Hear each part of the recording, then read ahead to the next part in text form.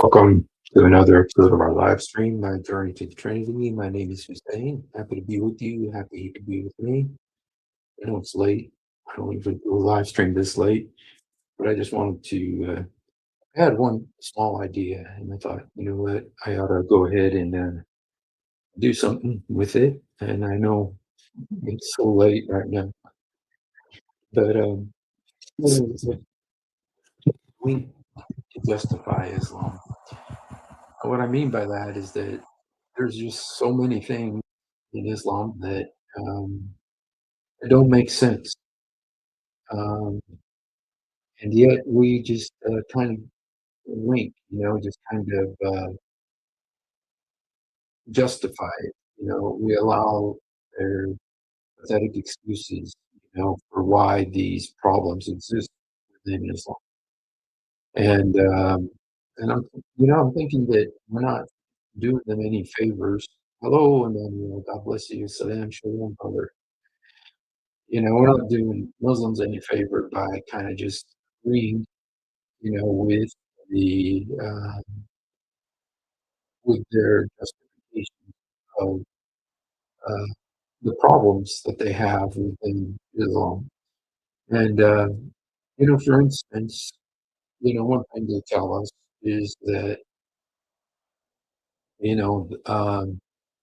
tell us that abrogation is, that I mean, it's in the Quran three times on talking about abrogation. So it's a very well-known topic in Quran, and we kind of just go ahead and go along with it and say, okay, that's fine. This is an Islamic concept, abrogation, and but in reality, you know what? That's a really big problem. Abrogation is a very big problem, and it goes against so much of what um, so much of what um, Islam teaches about itself, what the Quran teaches about itself, and I think what I think we need to push him on this and not let them get away with sloppy little answers, about uh, their justification for um, for problems like this. I mean, let's just look at the issue of abrogation. Um, Look at all the things that the Quran says about abrogation. Look at this verse right here. And how can you think this is okay? How can you think this? Hello, Abdullah, God bless you. Lord bless you, sister. And it says, um, nothing of our revelation, not even a single verse, do we abrogate or cause to be forgotten, but we bring in its place one better or like it. Don't you know that Allah is able to do all things? And you have to put that excuse there. Allah is able to do all things to justify this because of what the Quran says about itself. It says that it is the eternal word, it's the uncreated word of Allah. It's eternal, it's unchanging, it's uncreated, it's there with Allah in heaven. It, uh, it is um, it is supposed to be absolutely perfect, and these are the things that the Quran says about itself. But if that's the case, and there's this Lawh al-Mahfuz, this perfect preserved tablet up in Jannah that Jibreel was getting the Quran from. This perfect tablet up in heaven that Jibreel uh, was getting the Quran from to give to Muhammad. And then all of a sudden, you come up with this abrogation, which is that Allah makes you forget some of it. And then he deletes some of it. To abrogate is like to delete. And you think, well, if it's perfect, if it's eternal, if it's unchanging, then how can you change it? How can you replace it? How can you delete it? How can you make it be forgotten? That's so inconsistent, it seems like it's more an excuse for Muhammad's own forgetfulness, and, I think we just need to call it out like it is. Sometimes we just, let Muslims get off the hook, like saying, "Okay, yeah, yeah," this explanation, that, sometimes, the explanation they give for abrogation, well, different times and different circumstances needed different messages. Well, then why did Allah put it in His eternal, unchanging, perfect word if it was gonna change a few months later and it became irrelevant a few months later? Because there's 3 kinds of so-called abrogation. There's one kind where, um, the the verse is in the Quran, the verse remains in the Quran. It's called the abrogated verse and the abrogator verse. What does that mean? Abrogated verse is, for instance, the verse that says, "There's no compulsion in religion." The verse says there's no compulsion in religion. You can't force somebody to be a Muslim. But then that is abrogated by 929, which came later and says, "Fight those who do not believe in Islam." And so this later verse abrogates this earlier verse. And it makes you think, Allah did this from all eternity, His perfect word, and you couldn't be consistent. Within a few years, the eternal, perfect, unchanging word of Allah became irrelevant. When it says there's no compulsion in religion, that became irrelevant, and it had to be replaced by fight those who don't believe, which is the opposite message. But because it's the later message, it is called the abrogator. It abrogates line 5. I mean, there's no compulsion in religion. You have your religion, I have mine. Allah didn't know this. The all-knowing Allah, where He has to make people forget it. And there's even something more, in this particular kind of abrogation, the situation with these two verses, and with this, what happens is that both verses are still in the Quran. You can find there's no compulsion in religion in chapter 2 of the Quran. I think I forgot the verse number, 56. And then you'll find also like those who don't accept Islam. And there's no religion accepted by Allah except Islam. So both of them remain in the Quran.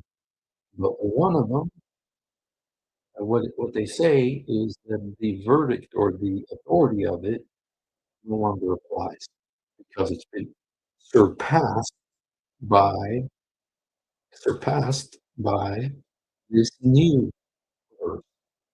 And so this new verse abrogates, it deletes the last verse.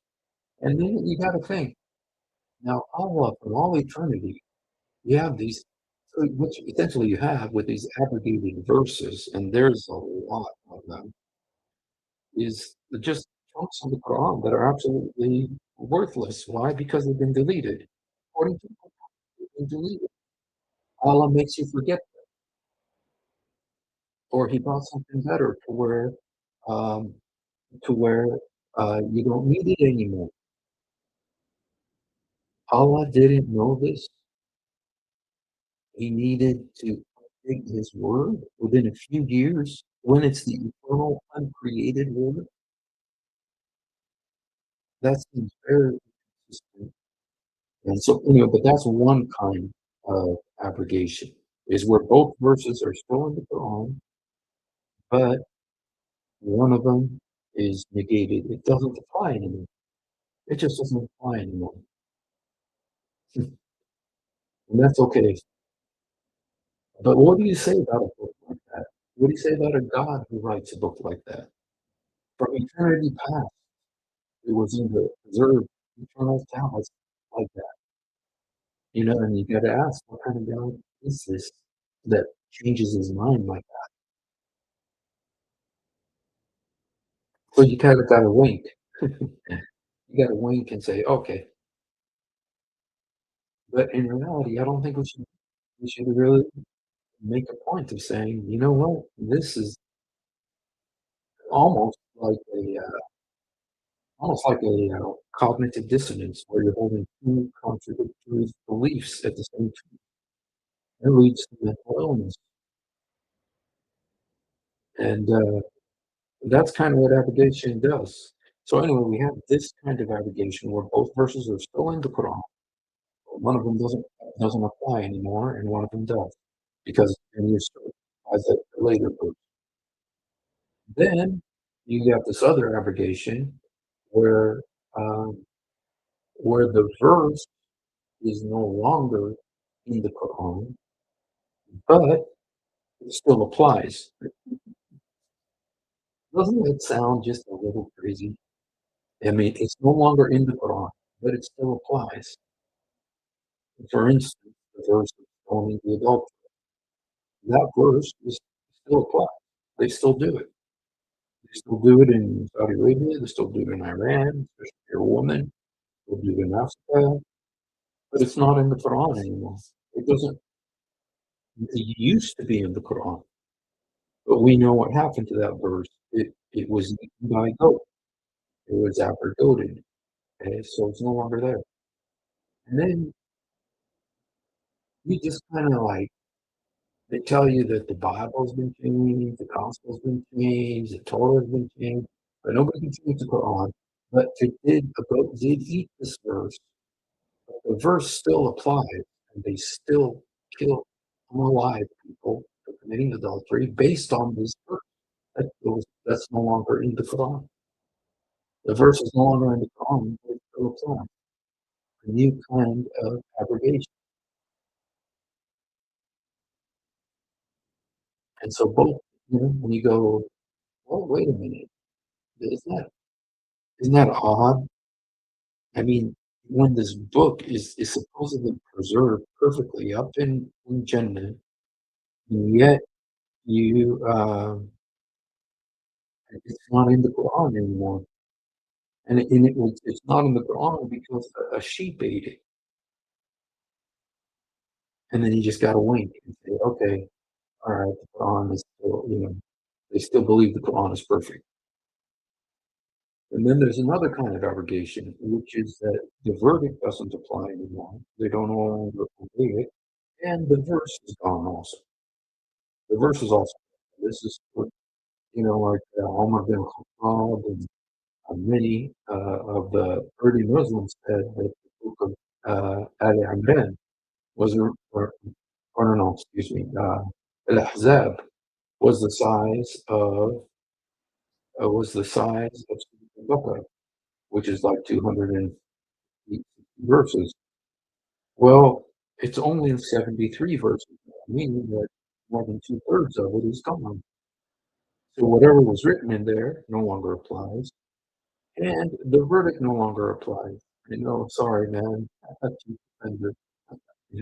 Yeah, I just wanted to just kind of do a little thing, kind of like winking. It's called wink. It's an idea that I had. I worked so late and I'm so tired that I thought, sometimes when the Lord gives you an idea, you should do it. And he kind of gave me this idea, so I thought I would go ahead and do it. And the way you have to kind of wink to justify Islam, just kind of like, okay, right, that it's a pathetic excuse, but you wink and say, okay, all right, whatever. And so, So it just kind of shows you uh, our brother Andrew just sent a verse here that says, "Though the guilty used to laugh at those who believe and wink to one another when you pass by them." Oh, okay. Let me see if I can make it bigger here. This verse about abrogation. You know, you know. I actually don't like this translation. I mean, this thing. Oh, Pitfalls. Okay. Nothing of our revelation, not even a single verse do we abrogate or cause to be forgotten, but we bring in its place one better or like it. So some of Allah's words are better than Allah's other words. So some of Allah's words are better because in the Arabic, the word is the same thing, بِخَيْرٍ مِنْهَا, better than. Why didn't Allah give the best at the beginning? Why did Allah give the inferior words at the beginning where it had to be abrogated or caused to be forgotten? Why didn't He give the best at the beginning instead of bringing something? So, in other words, the word of Allah up in Jannah, parts of it are good, are better than the other parts. It's not equal. Allah's words are not. Some are better than others, and some of them will have to be totally invalidated. And this is the eternal, unchanging, perfect word of Allah, and yet they do this to it. And I think, you know what? This is a good reason to leave Islam because I know what they say about the Quran. If you burn the Quran, if you touch the Quran, you your life. And yet, look at the internal contradiction within the Quran that, in my mind, really think about this verse. If a Muslim really thinks about this verse, they will leave Islam. If you really think about this verse, you will leave Islam because it just so goes against everything Muslims are taught about the Quran. Everything you're taught about the Quran is invalidated by this verse. It's invalidated by this verse. And we shouldn't wink at it. We should really, say, hey, you really answer this question. Muslims, you need to think about this. And if you do think about it, I don't think you can stay a Muslim because you realize you've been lied to. This verse right here tells you you've been lied to. And it's inconsistent with everything you've been taught about the Quran. So then we got this other verse, I believe. I believe I have the right verse here.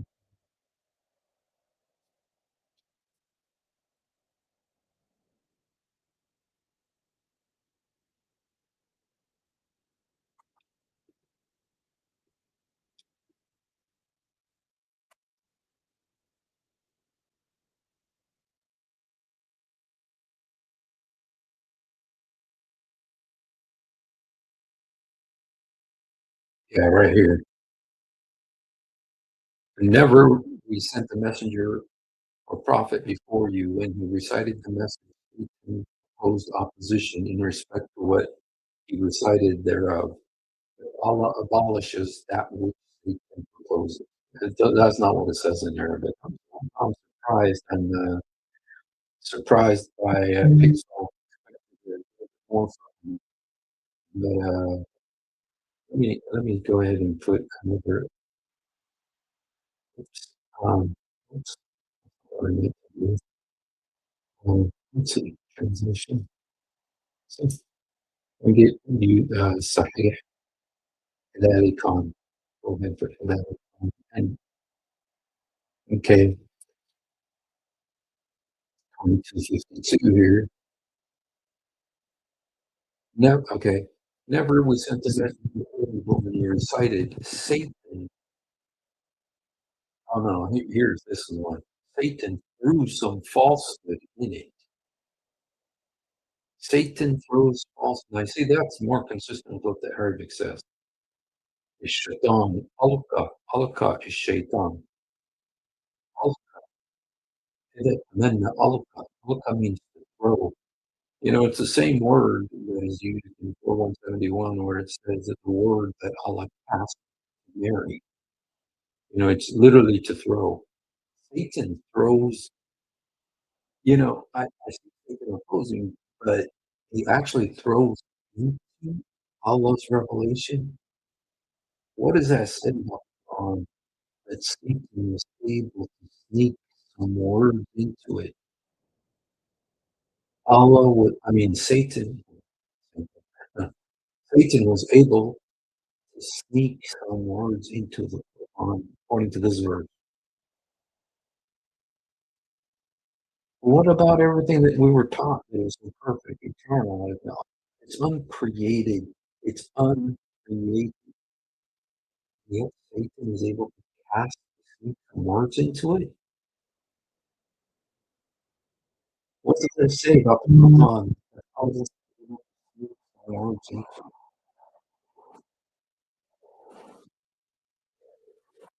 Well, my brother sent us some verses here about abrogation.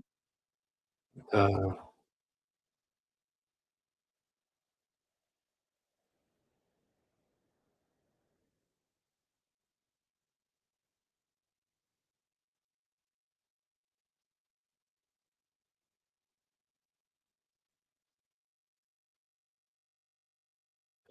Oops. Yes. I have to send it to myself. I forgot. Okay. Healthy means between something. What's my name? Steve.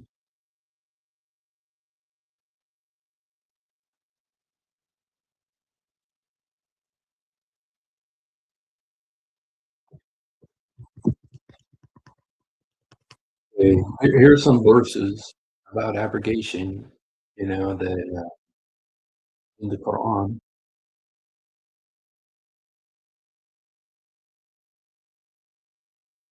is when we cancel a message or throw it into oblivion, we replace it with one better or similar.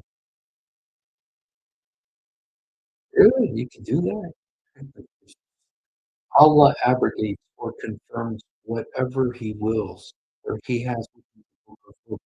If He has the book of books, why does He need to abrogate or confirm the book? If He has the book of books, the eternal, uncreated book of books, why does He have to abrogate?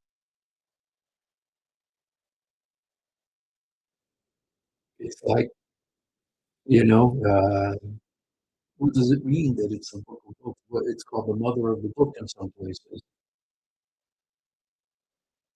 If He has that, why doesn't He just give you the better verse? Just give the better verse at first, the supreme verse that He has, instead of giving the inferior one and then making people forget it. It's ridiculous, and we shouldn't look at it. We should, really, hold their feet to the fire. Say, this is what your book says. It doesn't make sense. You're saying all these wonderful things about the Quran, and Muslims are always saying these wonderful things about this perfect, that uncreated Quran. People burn it, like the guy in Sweden, and he lost his life. Many others have too. It's that perfect, and yet Allah's constantly changing it. It doesn't make sense. So, and verse, and He does whatever He will. It's like Allah doesn't operate on principle; He operates on will, volition. Whatever He wants to do, He does. Not because there's a principle involved, not because there's even a good reason, just because he wants to. And, okay, when we replace a message with another, and Allah knows best what he reveals, they say, "You made it up." Yet most of them do not know. What's interesting about all of this is the way Muhammad is blaming Allah for everything, blaming Allah for his bad memory. Okay, first of all, we cancel messages. So he's blaming Allah's the one who's doing this. He's putting the blame on Allah because he forgot, or he needed to change it because he didn't want to follow a verse anymore. And so he made Allah do it. He says, we cancel it.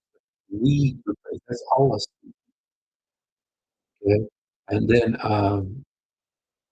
here, Allah knows best. And it's always kind of just refer that, that if you ask questions about this, it's actually very effective mind control, is that you say it this way, Allah knows best what he reveals. You say that way, if anybody questions it, they are questioning Allah, not Muhammad.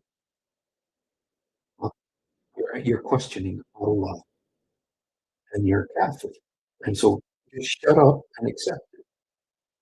And so he always throws it in, Allah knows best what he reveals. Allah, Allah abrogates what confirms the reveal. Allah's the one who's doing this. It just makes Allah seem very capricious. He doesn't operate on principle. He doesn't operate on his own character or his own holiness or love. He just does whatever he wants. Okay. Now, what 16:11. Let's just read this one again. When we, again, Muhammad's placing it on Allah, we replace a message with another. I mean, is he doing that in the book of books? He has a book of books. Is he in the book of books replacing one message with another? Is he replacing one verse with another? Is he changing the book of books, the eternal, uncreated books up there with? Is he changing it too? The craziest explanation I heard about this is, when Kabir Ali was debating Jude Smith, and he said, because there's so many different Qurans, he said all of the different ones are up there. Even if they contradict each other, even if they have different words, different language, all of them are in the preserved tablet. All of them are there. And, that's not what we were taught when we were kids. That's not what we were taught when we were kids in school. And it makes me think we were lied to. You're Muslim, you know. Please think about this. The Quran is telling you that you've been lied to. The Quran is telling you, Allah Himself is telling you that you've been lied to. Because this book is constantly changing, because Allah is changing. Okay? When we replace a message with another, replace, yeah. And Allah knows best what He reveals.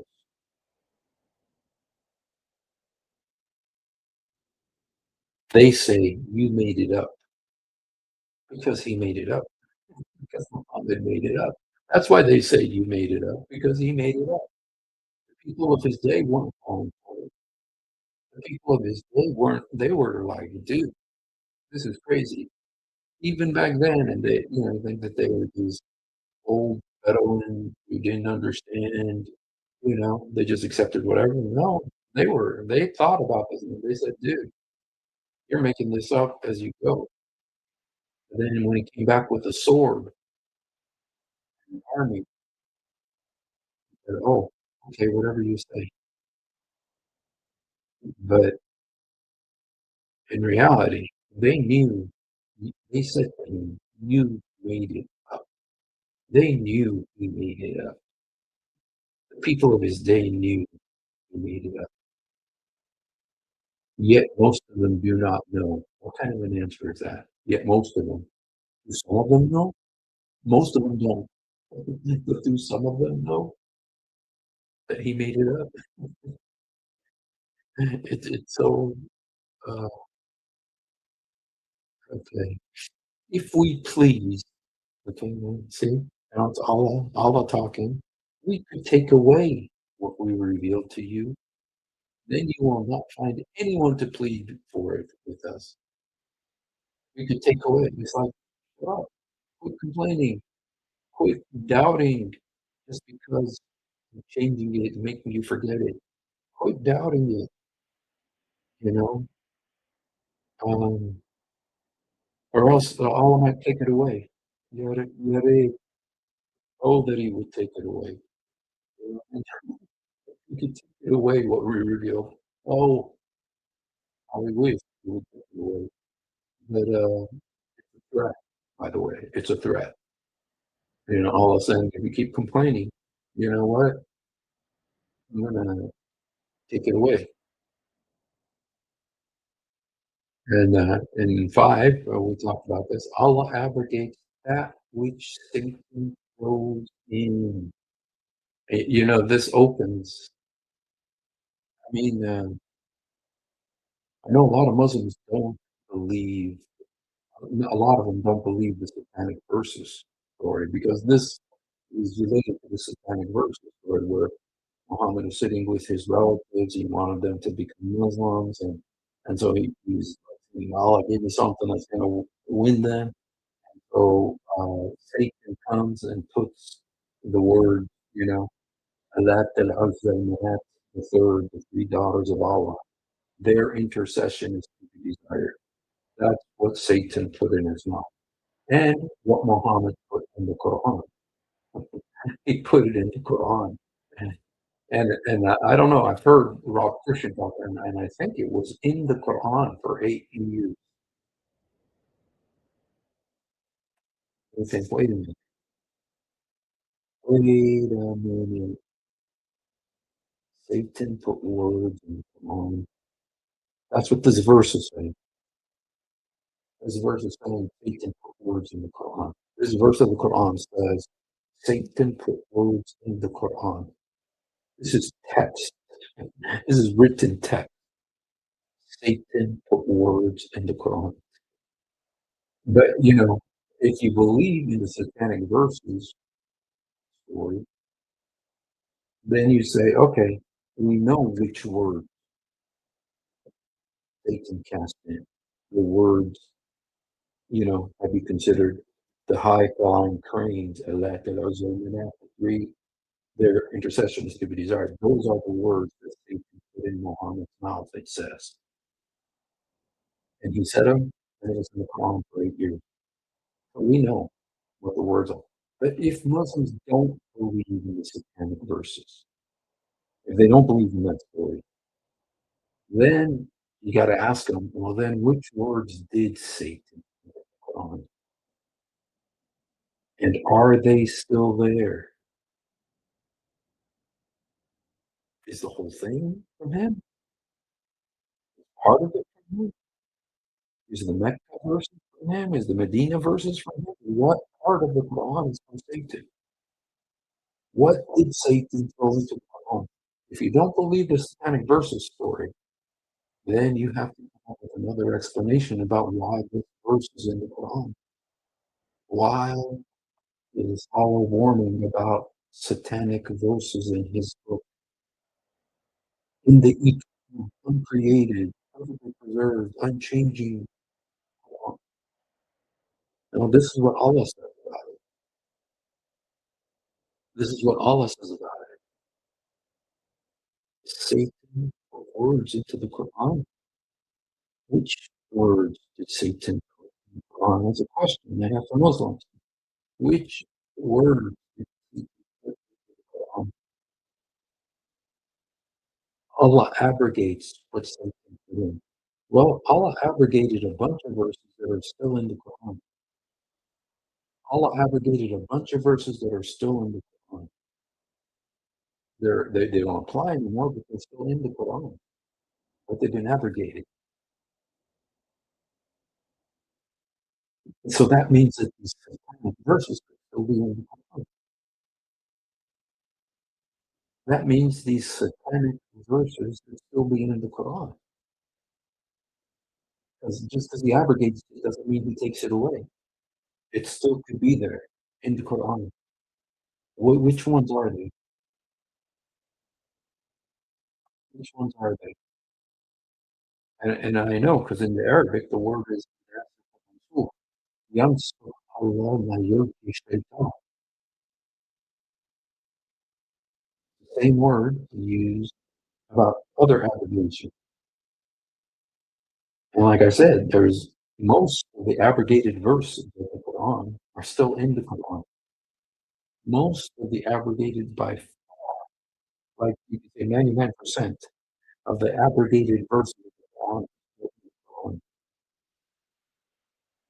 There's some that are not in the Quran, like the stoning and breastfeeding of adults. That one was eaten by sheep, but the rest of them are still in the Quran. And so these satanic verses are probably still in the Quran. Where is it? Which ones? Muslims, please help us. Tell us which verses of the Quran is Satan are from Satan. Do you know? Are they still in the Quran? When Allah abrogated them, did He just make them disappear? Send another animal to eat them? Or is this verse just about verses, which will open another can of worms for you?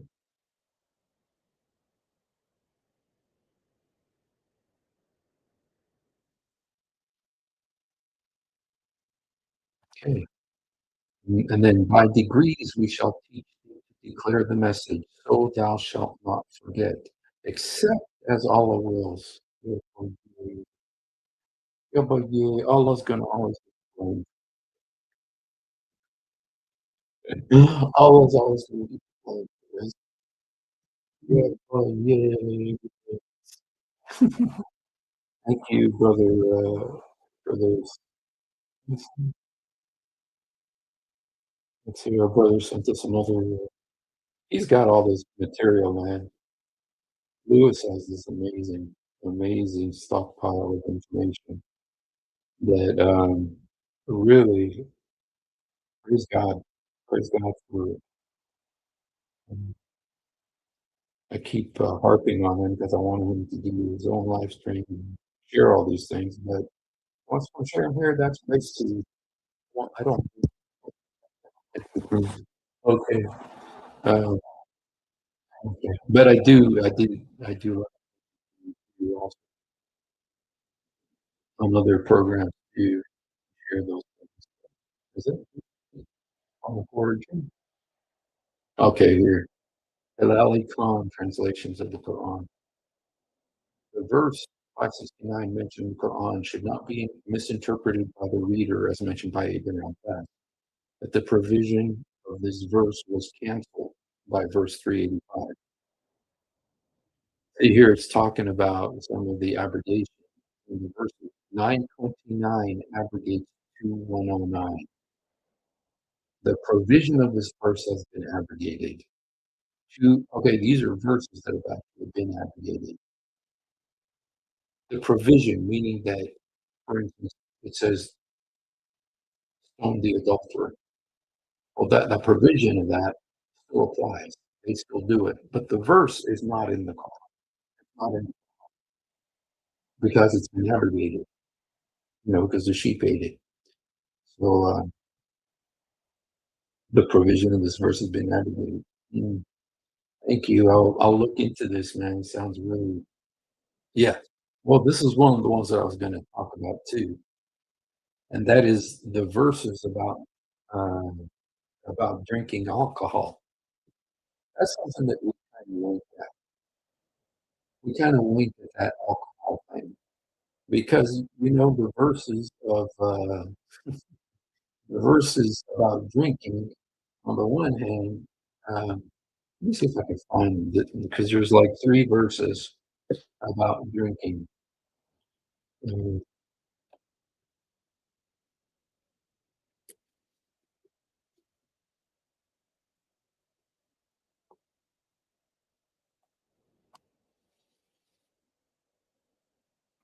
Okay.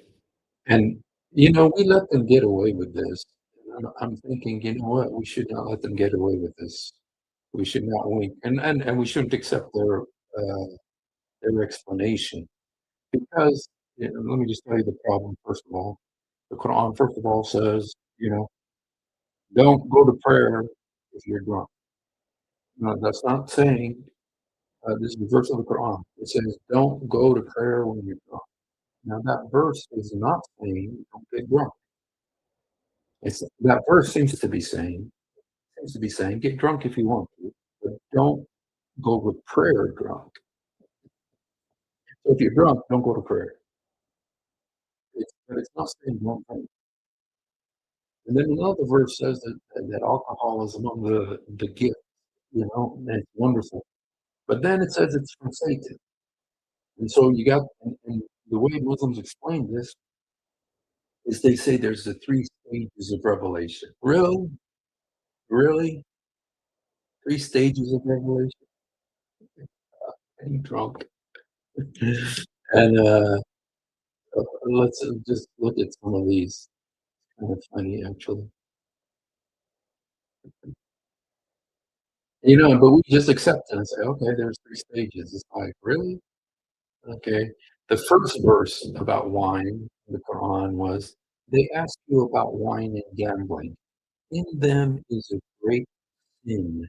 Okay, let me make it bigger so you can see it.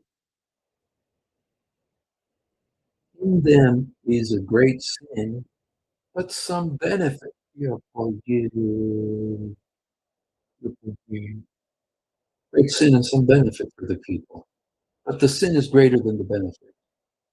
And they ask if they should, what they should spend, say the excess beyond the need. Then another one says, "Oh, you who have believed, do not approach prayer while you are intoxicated, until you know what you are saying in the state of janaba." Okay, going through the prayer process until you have washed your whole body. So it's not saying don't get drunk. It's just saying don't go to prayer after you're drunk until you're awake, until you wake up. I want to say in Arabic, يا أيها الذين آمنوا لا تقربوا الصلاة وأنتم سكارى. They don't come to prayer when you are drunk. حتى تعلموا ما تقولون. Until when you don't know what you're saying. ولا جناب إلى عابر سبيل حتى تغتسلوا. Until you wash yourself. And if you're sick or on a long trip, من الغائط, or if you were in the bathroom. Uh, but it's not saying don't drink. It doesn't say don't get drunk as a skunk. It doesn't say that. It just says don't go to prayer once you've been drunk. If you're drunk as a skunk. But then, oh, you who have believed, indeed intoxicants, gambling, sacrificing on stone altars, not kissing the stone. You can kiss them, but don't sacrifice on them. And divining arrows are defilements from the works of Satan. Okay? So now it's completely prohibited, And it's like, really? Allah didn't know this, you know? Or is it just Muhammad? Is the man's emissions on your clothes like moon? Mm. We have a thank you, Andrew. For those of you who are interested in the janaba, is having man's emissions on your clothes. Oh boy, yay. Yeah, boy, yay. Muhammad did. He went to prayer like that. So, yeah. But this is another thing that, hey, wait a minute. We shouldn't wink at this. We should really point it out and just really say, hey, there's a problem here. There's a real problem here, and try to get the Muslims to think about it and say, really, think about this verse. And if they really do, I think they will leave Islam because it's not what they were taught. This Quran, it's like it really sounds like the whims of a man. not the words of the eternal God, the eternal words of the eternal, uncreated, unchanging, perfectly preserved words of a perfect God. Doesn't sound like it. Mo's robe. Thank you. The verse in Arabic says intoxicated and janaba. Okay. Well, you know what? I have it here. I actually have the verse. Yeah. Um, yes, it says, يا أيها الذي آمنوا إنما الخمر والميسر. Okay, that's gambling. والإنصاب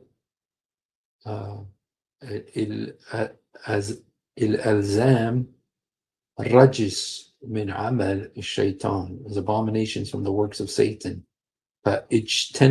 اجتنبوا لعلكم تفلحون. So avoid it. Okay, so you could be successful. إنما يريد الشيطان إن يوقع بينكم العداوة. Satan wants to bring enmity between you. That's funny because Allah brings the enmity between people too. So funny the stuff they do that's a lie.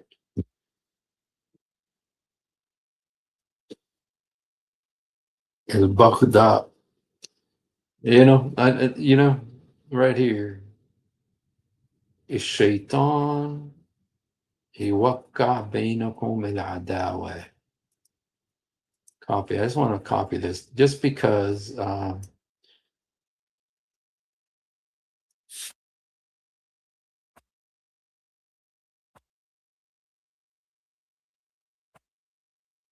okay, I want to see what verse this is. This is 591. 591. I just want to look at this because, okay, 591.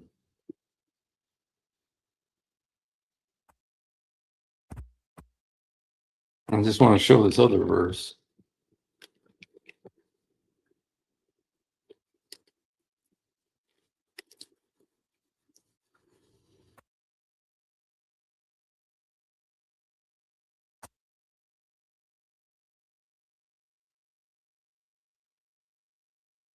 Okay.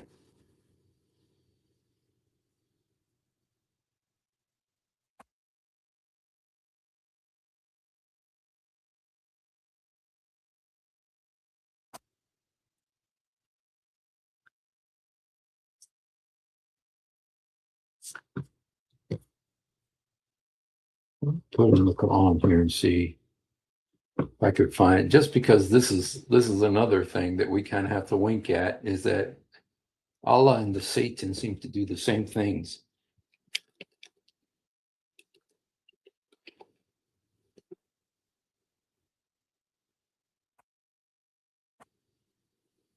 Okay.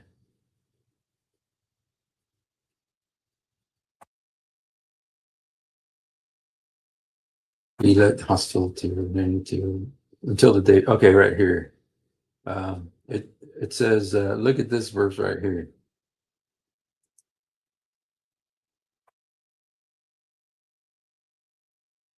It says here, it says, from those who say we are Christians, we took their covenant, but they neglected a portion of what they had been commanded to uphold. We let hostility and enmity arise between them until the day of judgment. In the Arabic, it says, فَأَغْرِنَا بَيْنَهُمْ الْعَدَاوَةِ. It means we put between them hatred and enmity until the day of judgment. So Allah does the same thing that Satan does. Allah does the same thing that Satan does. He puts enmity between people. So, just to show you that Allah and Satan have very similar duties. Actually, I got to do a live stream. I'll do a live stream about the similar duties of Allah and Satan because there's a lot.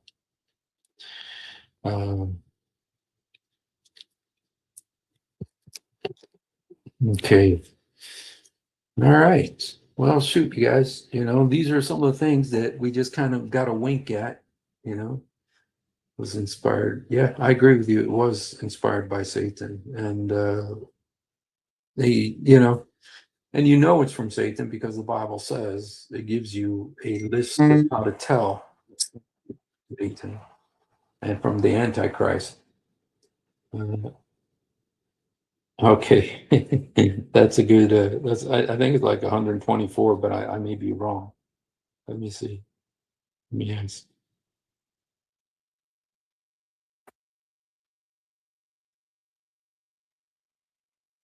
Let me see if I can ask a question.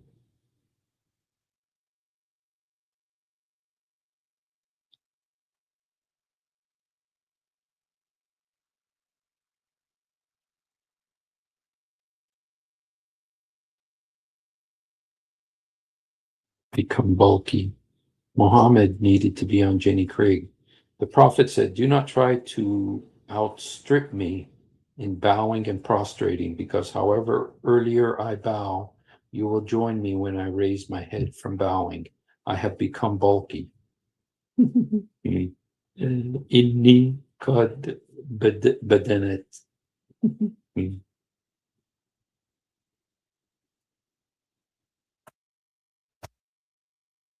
Let me ask Grok. Let me see if I can ask Grok a question. Hi, Grok.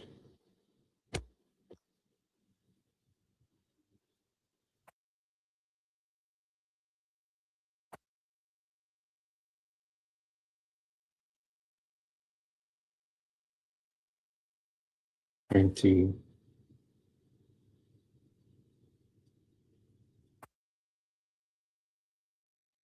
do this.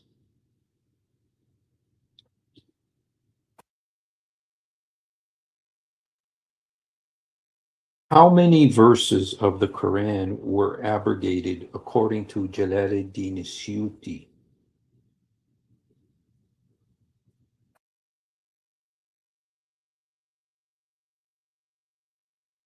Badrudi. What the heck?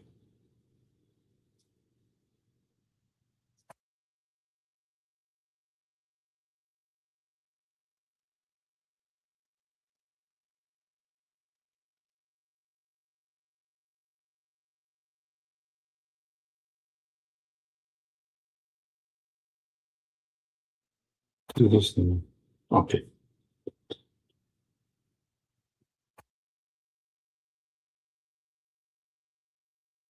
How many? Hi there, I'm Ara. How many verses of the Quran were abrogated according to Jalaluddin Suyuti?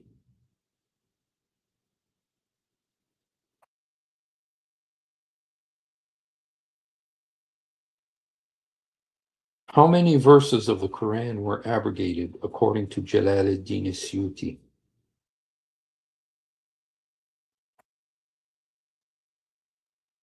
How many verses of the Quran were abrogated according to Jalaluddin Suyuti?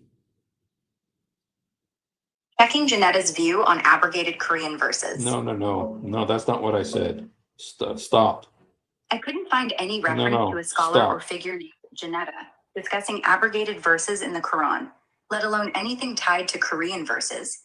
It might be a typo or mix up. If you're thinking of classical Islamic scholars, numbers vary wildly. Al Suyuti lists 21 abrogated verses. Ibn Salama claims 238, and some say up to 500 or more. Most modern views lean toward very few, or none at all, depending on how strictly they define abrogation, nesk.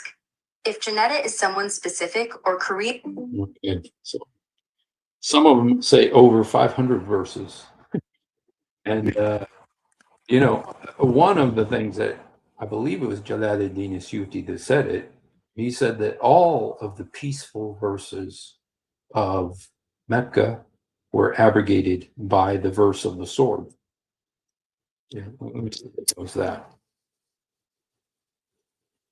How many verses of the Quran were abrogated by Quran 9:5, according to Jalaluddin Suyuti?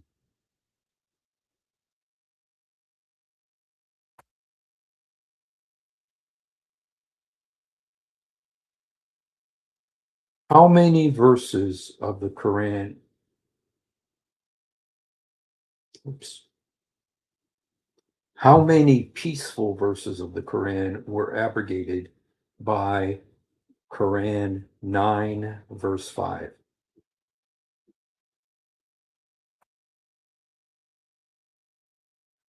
Digging into that Quran verse now. The number 122, or sometimes 140, pops up in anti-Islam polemics, like on Quora or Reddit threads, as if Quran 9:5, the sword verse, wiped out that many peaceful verses. But honestly, it's not backed by serious scholars. Most classical experts, like Al-Suyuti, only count about 20 total abrogations in the whole Quran, none saying 9:5 nukes hundreds of peace ones.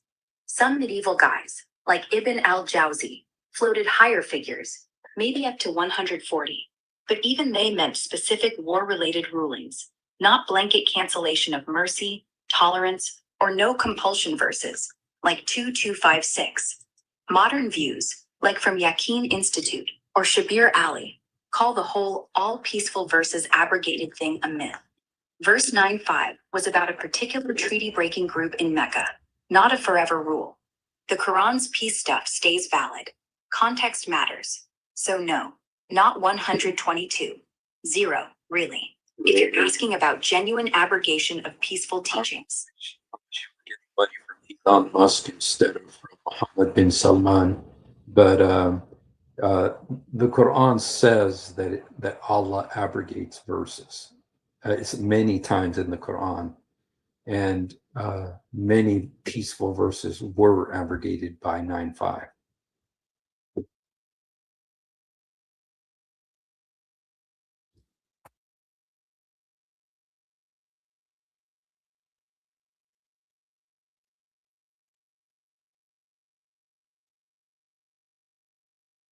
She's like pretending she can't hear me.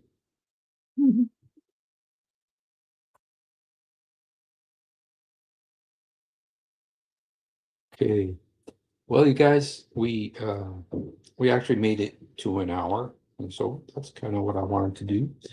So being with us, sorry I'm so late today. I got off work late today. So thank you for being with us. And if you haven't done it, please do it now. Jesus, help me. Jesus, forgive me. Jesus, come into my heart. Jesus, help me. Jesus, forgive me. Jesus, come into my heart. يسوع ساعدني. يسوع سامحني. يسوع ادخل قلبي. We love you, but much, much more importantly, he loves you. Thank you so much for spending a few moments with us. Have a blessed night. And by the way, make sure and tell my wife happy birthday.